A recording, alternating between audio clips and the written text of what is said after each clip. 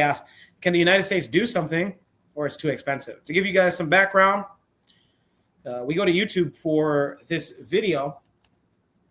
It talks about a United States territory. For those that are not familiar, Puerto Rico, que lo que? Soy africano, pero ya tú sabes. Puerto Rico is a United States territory, but oftentimes they feel like they're neglected. They're ignored. The current U.S. administration has political supporters that once called at a Trump rally, called Puerto Rico a floating piece of garbage in the Atlantic Caribbean Sea. So, since this administration has started, it hasn't been the best for Puerto Rico. Again, this is not the first time this administration has been in office. This is the second term. But during the first term, a hurricane, I believe, is what touched down the island of Puerto Rico. And there needed to be aid relief, whether that was food supplies, medical supplies, and anything alike. And the administration that is the current administration now, under the current president, stated that Puerto Rico takes way too much of the United States mainland's money, Washington, D.C.'s money. So let's go ahead and look at what's going on exactly. Again, Shoot the Breeze topic number 3 asks, can the United States do something or is it too expensive? We go to YouTube. Let's check it out.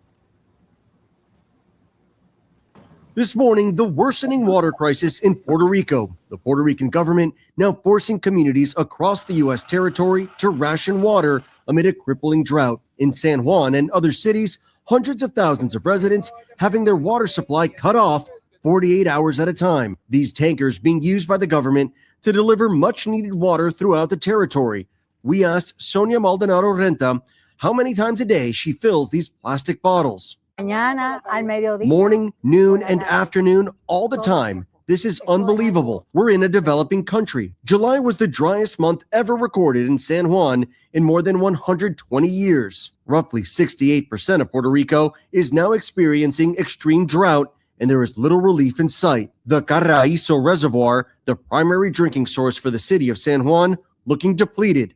The Puerto Rican National Guard has been working since June to alleviate conditions, distributing over 500,000 gallons of water to residents already. The crisis complicated by decades of decaying infrastructure and a history of natural disasters, including Hurricane Maria in 2017, a storm which killed nearly 3,000 people and devastated the power grid. In 2025, an island-wide power outage. Now, this drought, combined with extreme heat and fire dangers. Several people have told us that they have gone without running water longer than the planned 48-hour period. There is so much frustration here on the island that is once again testing Puerto Ricans' resilience. This morning. Once again, I am Jack Cadero, proudly filling in for Brother Koku on Shoot the Breeze episode 253 on the Bitter Medicine Podcast, part of KWAZ Radio. What's up? We are getting into diving in our topics for the night. Shoot the Breeze topic number 3 asks, can the United States do something or too expensive? This takes us to the video clip that we had seen. The U.S. territory, yes, the United States territory, Caribbean island named Puerto Rico. Puerto Rico is going through a water crisis, so much so that they are having to ration water, meaning that they have to how can I explain this? Maybe Trigger Happy can explain rationing better than I can, but how this works is that starting this month, and it has already started, yes, this has already started, neighborhoods in the capital of Puerto Rico and all throughout the island will go 2 days with water. That means running water, drinking water, and then 2 days without water. And it will continue like that until further notice. Reports state that this could last several weeks, maybe even months into December of this year. Yes, what you heard is correct. 48 hours with water, 48 hours without water. That means water for washing your dishes, washing your clothes, taking a shower, taking a bath. You'll just need to do whatever you can to conserve. But also what you heard in that news report is that they're facing a drought, one of the largest and most crucial drought in recent years, meaning that it hasn't rained a lot. So how did we get here? Well, according to research, Puerto Rico had their water systems used with reservoirs. So water reservoirs are tanks that would collect rainwater. Well, when Hurricane Maria, as you guys heard, happened in 2017, it damaged the water tanks. It also brought the water tanks that were collecting rainwater for the entire island deeper into the soil. So now the water is diluted with soil as well as is damaged. The money hasn't been there. Washington, D.C., who oversees the governor of Puerto Rico, stated many times that they are not looking at funding Puerto Rico's water systems or maybe even creating something new. So we have this. This is a recipe for disaster, to say the least. Trigger Happy says in the chat, such interesting parallels with Cuba. Insane. This is insane. And this is a U.S. territory. At least with Cuba, it's an independent nation. You know, the United States annexed Puerto Rico. So why wouldn't you take care of a land? But, you know, this is what happens when you want your resources. For those that are asking themselves, how is Puerto Rico having a water crisis when they're in an island? They're in the West Indies, the Caribbean Sea. Well, what the word that you're looking for is desalination. Again, desalination. It's taking salt water, which is that ocean water, and making it into clean water that you can drink and work with. Washing dishes, washing your clothes. Katha wakatha. But a desalination plant needs to be turned over from the current water plants that they have right now. Again, those water plants were damaged and they're outdated, and they have not been maintained since their first construction that happened, I'm not 100% sure, over 60 years ago. Let's just say, to be sure. A desalination plant revival will take, according to reports and statistics, billions. That's a multi-billion-dollar project that Washington, D.C., who oversees Puerto Rico's government, is not ready to commit to. True Happy says in the chat, this tells you that America uses neglect or resource isolation for control. Bingo. Whether they have that territory or want to acquire that territory as well. Insane. What's your guys' thoughts about this? Huh? Could you guys go 2 days with water, 2 days without water? You guys in the country might be better off, but those that live in cities like myself, this might be pretty tricky. You guys heard that lady. She says that she was literally buying water jugs daily.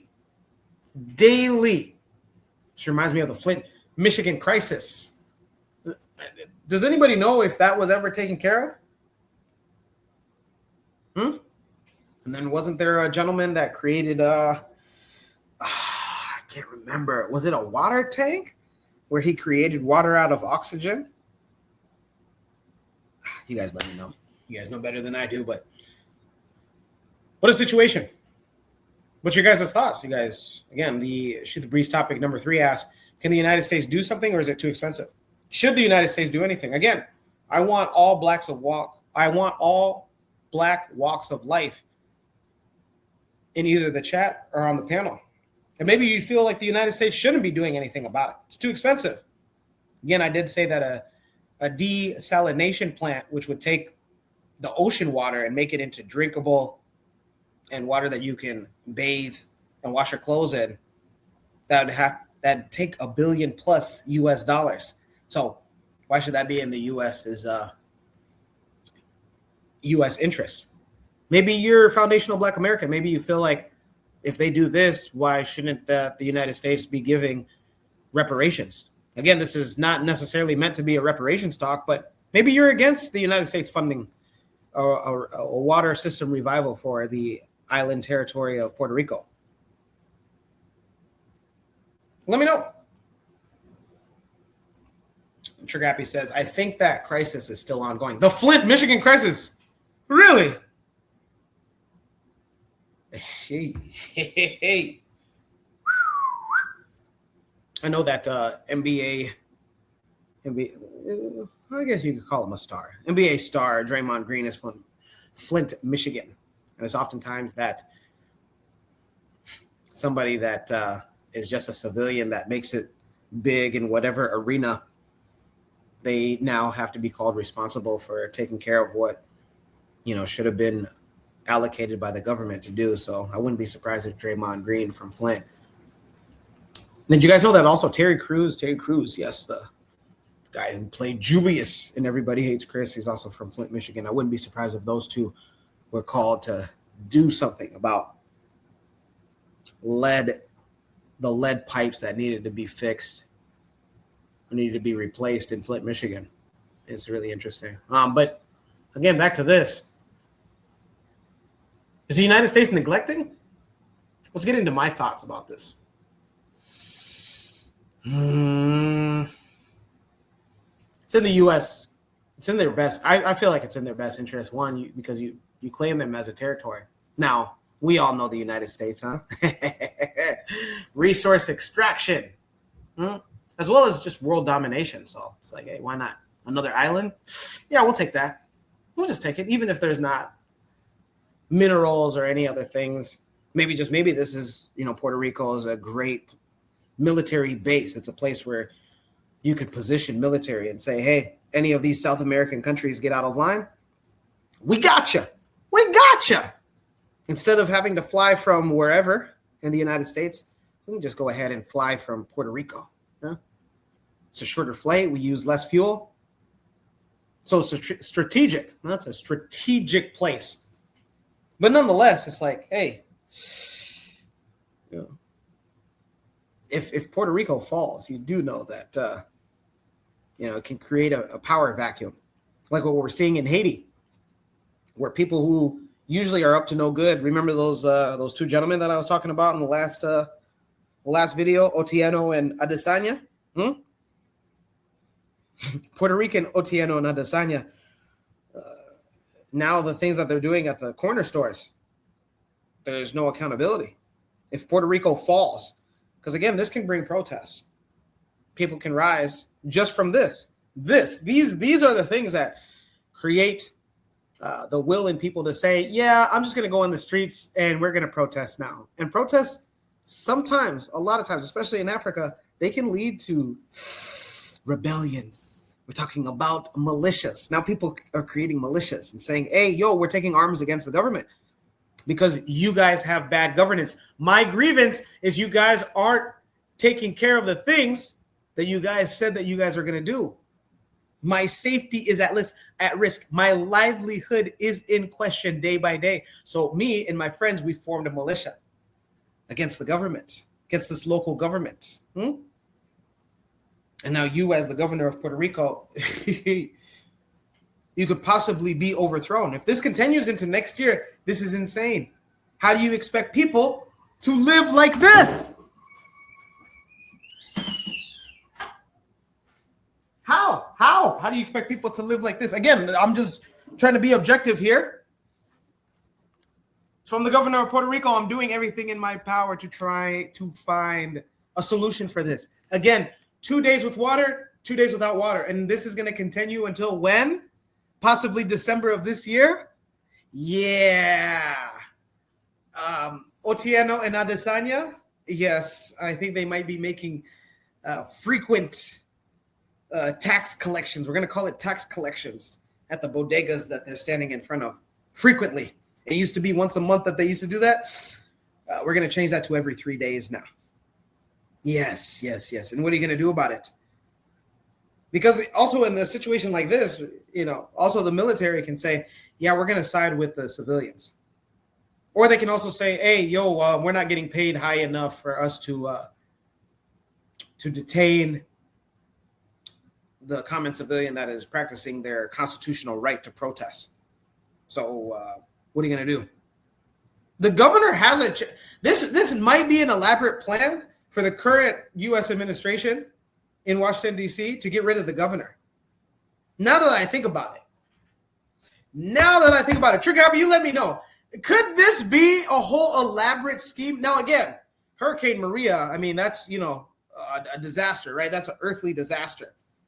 that had these water tank reservoirs seeping deeper into the soil. But also, I mean, it's like, hey, the United States, I mean, Washington, D.C., they had to have known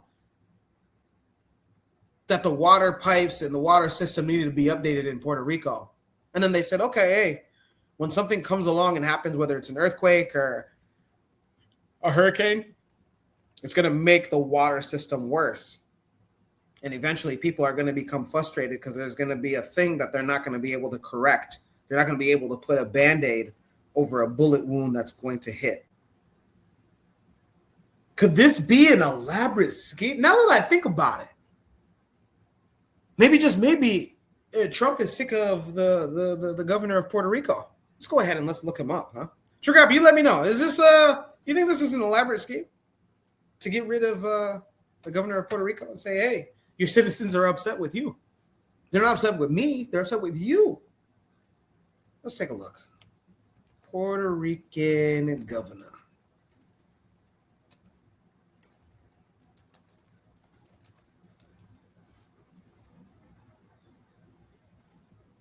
I thought it was a man, but it's the official governor of Puerto Rico is Jennifer Gonzalez Colon, who took office back in January of 2025.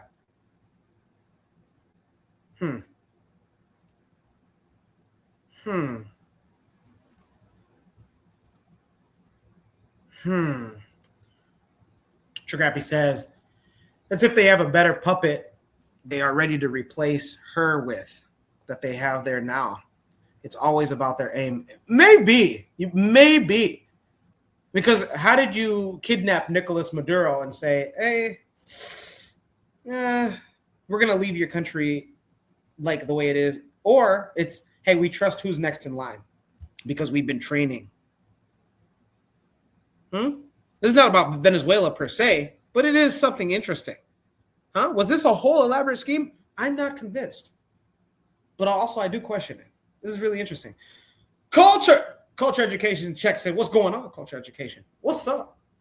Says, most deaf or Yassine Bey's rhyme still holds true. F a bank, I need a 20-year water tank. Come on with it. Come on with it!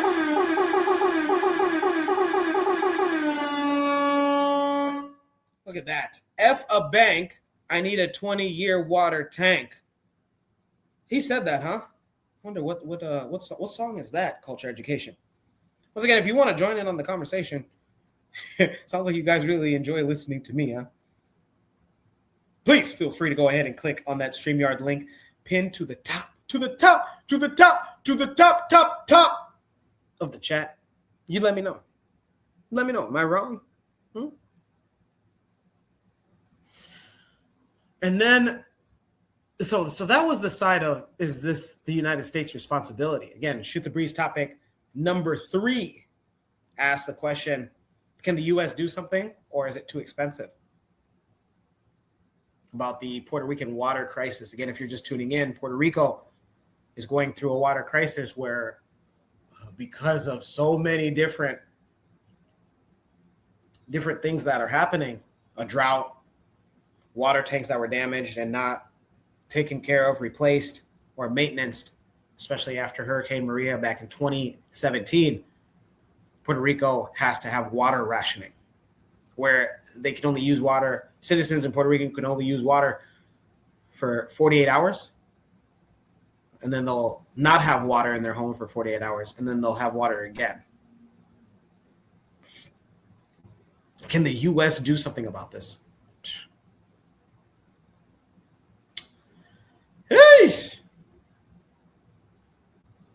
I don't. If this lasts until December, I'm not 100% sure on how the citizens don't just decide to just say, all right, we're going to go out into the street and protest, and let's go ahead and make sure that we create militias, because clearly nobody's in control anymore. We're tired.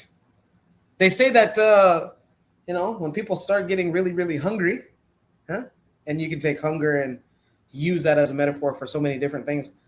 The hungriest soldier is potentially a traitor. I think this is It's an African proverb, I believe. But yeah, a hungry soldier is potentially a traitor. When you got people that are like, hey, yo, I haven't taken a shower in 2 days. I haven't washed my clothes in a week. I'm not doing anything for you anymore. Culture Education says New World Water.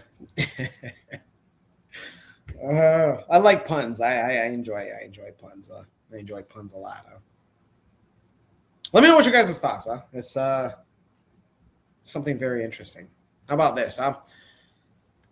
Let's get into our fourth topic here on Shoot the Breeze, episode 253. I am Jacadero, proudly filling in for Brother Koku on the Bitter Medicine podcast.